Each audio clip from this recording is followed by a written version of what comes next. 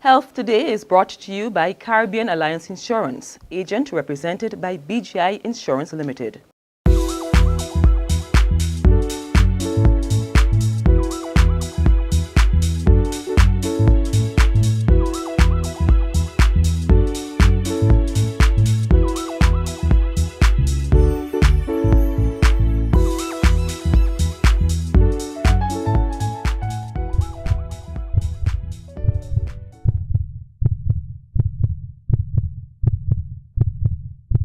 In this edition of Health Today, we find out that every day, one person suffers a stroke and a heart attack, and how what we eat is driving the problem. As a day passed, it pretty much means in Barbados, there's one person who had a stroke and one person who had a heart attack. So it really kind of gives you that sort of reality check in terms of how bad the situation is here.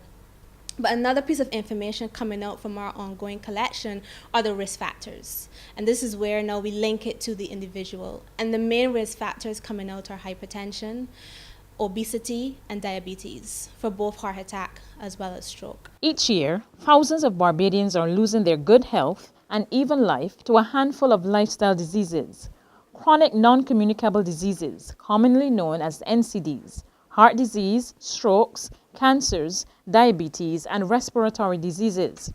In fact, approximately 60% of the government's health budget is spent on treating these preventable diseases. This worrying problem is under the watchful eye of the Chronic Disease Research Center, which has been conducting landmark studies towards a healthier Barbados.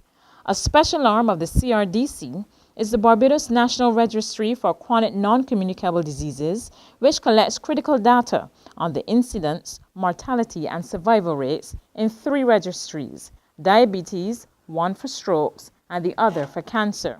We collect information for action. It's not information to just sit on the shelf and just to kind of collect dust, but we really want to feedback to our major stakeholders. Of course, the Ministry of Health is a main one, and the policy makers. So through our annual reports, we feedback to them. And coming out from there, we've seen several improvements. Tanya Martelli is a registrar of the BNR, and she tells Health Today their most recent annual report released in 2010 shows the level of strokes and heart attacks are worrying. We recorded 584 strokes and 347 heart attacks in just the year 2010. And that works out to be over 1 stroke a day and about one heart attack a day. So as a day passed, it pretty much means in Barbados there's one person who had a stroke and one person who had a heart attack. So it really kind of gives you that sort of reality check in terms of how bad the situation is here. The data also points to some clear risk factors: hypertension, diabetes, and obesity, and those in turn are linked to things like exercise and even more so our diet. 2 well-hidden culprits: sugar and salt. Take a look at common items found in any Barbadian cupboard, and the BNR expert will tell you we are way over our sugar limit. The recommended daily intake is 6 teaspoons of sugar. We have actually measured out the amount of sugar contained inside the container. And we have it in grams, and then we also have it in, some of them is in teaspoons, but some of them is actually in tablespoons. So for those persons who love their lemon, lime, and bitters, you can see we're already at almost 5 tablespoons alone of sugar. Not teaspoons, but tablespoons. If we look at our granola, something that person doesn't think, oh, this is healthy, and I'm going to eat something healthy. I'm going to just stick a granola along the way. 4 teaspoons of sugar by the time you consume that. So you're already approaching your limit of 6 teaspoons. Add to that, some fruit punch from Pine Hill Dairy, which is like 4.4 tablespoons. You've already exceeded your daily limit. So it's no surprise that the majority of Barbadians are exceeding their limit of sugar. And even in terms of children, it's such a convenient way to give them a packed juice to carry to school. When they come home, they want juice again. Maybe a little later on in the night, they want juice again. And there's some children who are consuming 3 to 4 box juices a day. And then we wonder why they're so hyperactive, why they're unable to concentrate, at school, is that they're having very high levels of blood sugar because of the amount of sugar that they're consuming.